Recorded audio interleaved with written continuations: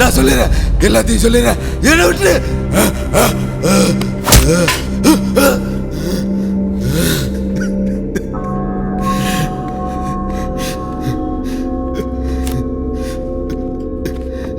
இதெல்லாம் ஆரம்பிச்சது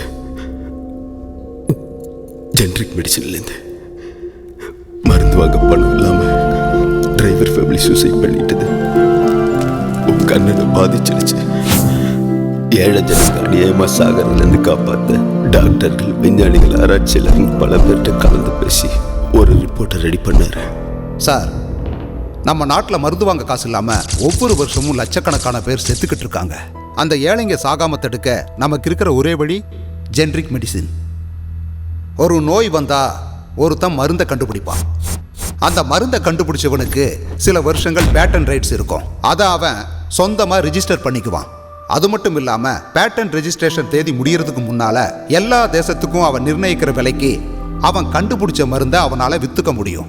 ரெஜிஸ்ட்ரேஷன் தேதி முடிஞ்சதும் யாரு வேணாலும் அந்த மருந்தை தயாரித்து வித்துக்க முடியும். அதுதான் ஜெனரிக் மெடிசின். பிரைவேட் கம்பெனி தயாரிக்கிற பிபி மாத்திரை 120 ரூபாய்க்கு விற்கிது. ஆனால் அதே மருந்து ஜெனரிக் மெடிசினில் ₹1.80 தான் ஆகும். ஒரு மாசத்துக்கான கேன்சர் மருந்தை பிரைவேட் கம்பெனி 1.5 லட்சம் ரூபாய்க்கு விற்கிது. ஆனால் அதுவே ஜெனரிக் மெடிசினில் 10,000 ரூபாய்க்கு கிடைக்கும். இந்த மருந்தை எல்லாம் குறைஞ்ச விலையில தயாரிச்சா குவாலிட்டி நல்லா இருக்காது இல்லையா? நம்ம தேசத்தை பார்மசூட்டிக்கல் ஹப் ஆஃப் த வேர்ல்டுன்னு சொல்றாங்க. உலகத்தில் யூஸ் பண்ணிக்கிட்டு இருக்கிற 50% 60% ஜெனரிக் மெடிசின் இந்தியாவில இருந்து தான் ஏற்றுமதி ஆகுது. குவாலிட்டி நல்லா இல்லைன்னா America, Japan, world health organisation இப்படி இன்னும் பல தேசங்களுக்கு சப்ளை பண்ண முடியாது சார். அத்தனை தேசத்துக்கும் இந்தியா ஜெனரிக் மெடிசனை ஏற்றுமதி பண்ணதுன்னு சொல்ற, குவாலிட்டி நல்லா இருக்குன்னு சொல்ற, அப்புறம் ஏன் நமக்கு கிடைக்கல? சில வருஷங்களுக்கு முன்னாடி ஏழைங்களுக்கான மருந்தகம்னு அரசாங்கம் ஒரு திட்டத்தை அறிவிச்சது. அது இன்னும் பேப்பர்ல மட்டும்தான் இருக்கு, நடைமுறைக்கு இன்னும் வரல சார். ஏதோ ஒரு சில ஊர்களில் சளி, தலைவலி இந்த மாதிரி மாத்திரைகள் தான் ஜெனரிக் மெடிசனில் கிடைக்குது. எல்லா கடைகள்லையும் இந்த மருந்து கிடைக்காம பெரிய மருந்து கம்பெனிங்க இதை தடுக்கிறாங்க சார். ஒவ்வொரு ஊர்லேயும் ஒவ்வொரு தெருவுலையும் நம்ம அரசாங்கம் அரிசி, பருப்பு இதெல்லாம் கொடுக்குற மாதிரி ரேஷன் கடையிலேயே கம்மி விலையில் இந்த ஜெனரிக் மெடிசனை கொடுக்க முடியும் சார். இலவசமாக நிரோத்தை கொடுக்குற நம்ம அரசாங்கம் இந்த உயிர் காக்கிற மருந்தை ஏழைங்களுக்கு இலவசமாக கொடுக்க முடியாதா சார்? நீ இந்த ரிப்போர்ட்டையெல்லாம் உடனே தயார் பண்ணு, நான் அப்ரூவல் பண்ணி தர்றேன்.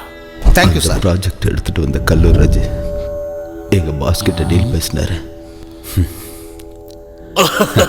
தேங்க்யூ பையா, தேங்க்யூ பாஸ். நம்ம டீல் முடிஞ்சது.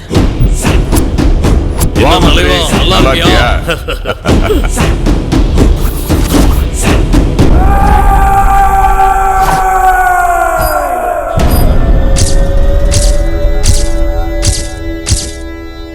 எதுக்கு சார் என்ன வர சொன்னீங்க? இந்த ஜெனரிக் மெடிசன் ப்ராஜெக்ட் ப்ரொபோசல்லாம் நீ கைவிட்டுறணும். அதுக்கு தான். ஏன் பேச்ச கேளு. கம்பெனியில் எனக்கும் ஷேர் கொடுக்குறாங்க, நான் உனக்கும் தர்றேன், ஒத்துக்கோ. ஹேய், எஸ்எஸ்எல்சி ஃபெயிலான உன் கூட சேர்ந்து ஜனங்களுக்கு துரோகம் பண்ணி ஏமாத்த சொல்றியா? எத்தனை வருஷமானாலும் திருந்தவே மாட்டீங்களா சார்? நீங்க தப்பு பண்றீங்க. ஜெனரிக் மெடிசன் ப்ராஜெக்டை நான் எனக்காக பண்ணல, ஜனங்களுக்காக பண்றேன். இந்த உலகத்துல எல்லாத்துக்கும் ஒரு வேலை இருக்கு, உனக்கு ஒரு வேலை இருக்கும். எவ்வளவு வேணும் கேளு. என்ன மாதிரி ஆளுங்களுக்கு இப்படி லஞ்சம் கொடுக்கறதுக்கு பதிலா மெடிசனை நியாயமான விலைக்கு வித்தா மக்கள் உங்களை கொண்டாடுவாங்க. நம்ம இந்தியா வாழ்றதே குடும்ப உறவுகளால தான். அது இன்னைக்கு மொத்தமா அழிஞ்சிட்டு வருது. அப்பா அம்மாவுக்கு நோய் வந்தா பிள்ளைங்க பிரிஞ்சிடறாங்க. அண்ணங்கிட்ட இருந்து தம்பி, அக்கா கிட்ட இருந்து தங்கச்சி, எல்லா உறவுகளும் விடுபட்டுறது. காரணம் ட்ரீட்மெண்ட் கொடுக்க முடியாம இல்லை சார், மருந்து வாங்க பணம் இல்லாதால தான். இன்னைக்கு நிலைமை எப்படி இருக்குன்னா, நாளைக்கு சாக போறவன் இன்னைக்கு செத்தான்னா கொஞ்சம் பணமாவது மிச்சமாகுமேன்னு மக்கள் நினைக்கிற அளவுக்கு ஆயிடுச்சு சார். Great observation. இதெல்லாம் மக்களுக்கு பிரயோஜனப்படும். உனக்கு என்ன லாபம்? ஒரு நல்லது செஞ்சேங்கிற ஆத்ம திருப்தி. நீதி நேர்மன் இப்படி பேசிட்டு இருந்தவன்லாம் பிளாட்ஃபார்முக்கு தான் போயிருக்கான். அவசரப்படாம முடிவு பண்ண. கெட்டது பண்றதுக்கு தான் நான் யோசனை பண்ணுவேன். நல்லது பண்றதுக்கு நான் எப்பவும் யோசிக்க மாட்டேன். பிளாட்பாரத்தில் இருந்து தான் IAS ஆயிருக்கேன். மறுபடியும் பிளாட்பாரத்துக்கு போறதை பத்தி நான் கவலையே பண்ண மாட்டேன். ஜெனரிக் மெடிசின்னா அது மக்களுக்காக மட்டும்தான். இதனால நீ நிறைய ப்ராப்ளத்தை ஃபேஸ் பண்ண வேண்டியிருக்கும். இந்த ஃபேஸ் எந்த ப்ராப்ளத்தையும் ஃபேஸ் பண்ண ரெடி. Good luck. தேங்க்யூ.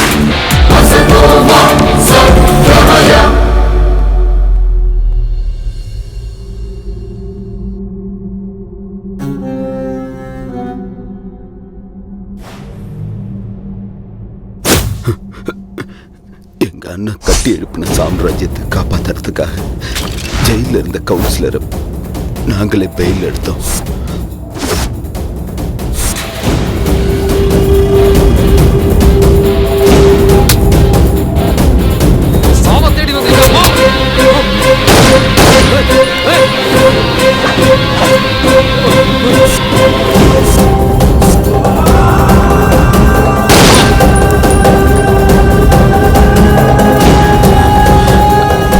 கொலப்பழி மேல விழுந்தா அந்த அவமானம் தாங்க முடியாம எல்லாத்தையும் நிறுத்திடுவார்னு நினைச்சோம்.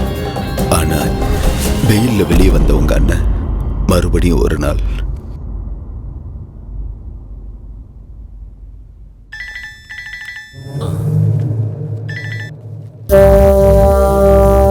என்ன கலெக்டர் சார்ட்ட இருந்து போன் வந்திருக்கு? ஓ இப்ப கலெக்டர் இல்ல சத்தியமூர்த்தி. இப்ப நீங்க என்ன சொன்னாலும் செய்யறேன்னு சொல்றதுக்காக போன் பண்ணியா? உன் அரசியல் செல்வாக்க பயன்படுத்தி என்கிட்ட இருந்து என் கலெக்டர் பதவி வேணா பறிக்கலாம். என் IAS படிப்பே இல்ல, கல்விக்கு அழிவே கிடையாது. எல்லாம் முடிஞ்சிருச்சுன்னு நினைக்காத. ஜெனரிக் மெடிசின் விஷயம் மறுபடியும் உழைக்கும். சமாதானம் சமாதானம். அந்த அளவுக்கு பொங்காதீங்க சத்தியமூர்த்தி. ஜெனரிக் மெடிசன் விஷயத்துல நீ பணத்தாசையில ஊழல் பண்ணதா உன் மேல கேஸ் போட்டு உன் பதவியை பறிச்சு உன்னை ஒண்ணுமில்லாதவனாக்கி நடு ரோட்ல நிறுத்தி இன்னும் எதுக்கியா என்கிட்ட சவால் விடுற சத்தியமூர்த்தி? இது என்னோட பவர், என்னோட ரூலிங். ரூலிங் உன்னோட தான் இருக்கலாம், ஆனா கோர்ட் உன்னோடது இல்லையே. நீ என்னடா என்ன அவமானப்படுத்துறது? எல்லா விஷயத்தையும் கோர்ட்ல சொல்லி உன்னை அவமானப்படுத்தி நடு ரோட்டுக்கு கொண்டு வர. சத்தியமூர்த்தி, கோர்ட்டுக்கு தேவை உன்னோட வெட்டி லெக்சர் இல்ல, சாட்சி. அதுக்கு தான் ஃபோன் பண்ண. ஃபோன் பண்ணா? ஃபோன் பண்ணது உன்னை கொஞ்சறதுக்கு நினைச்சியா? நீ பேசுனதெல்லாம் ரெக்கார்ட் பண்றதுக்கு.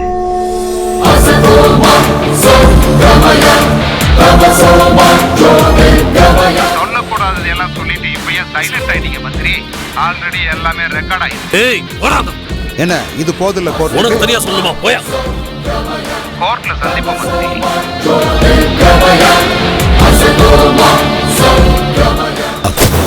உங்க அண்ணனை ஒரேடியா முடிச்சணும்னு முடிவு பண்ணோம்.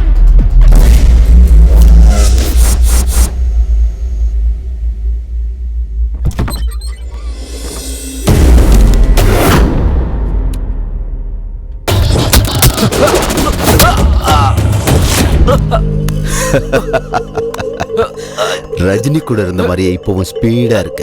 குட். முதல்ல இத பாரு.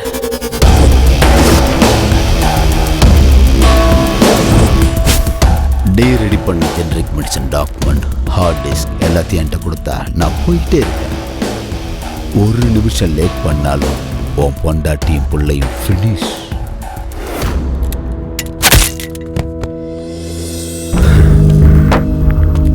ஒன் டிபி டேட்டாவை கொடுத்துட்டேன், ஆனா உன் மூளையில் 100 டிபி டேட்டா இருக்கே, அதை எப்படி அழிக்கிறது?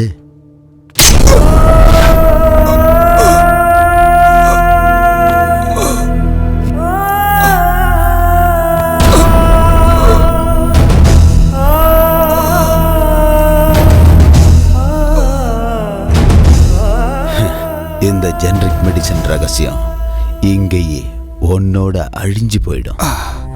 உண்மைக்கு எப்பவும் முடிவே கிடையாது, இன்னும் வேகமா வரும். ராம் வருவான்.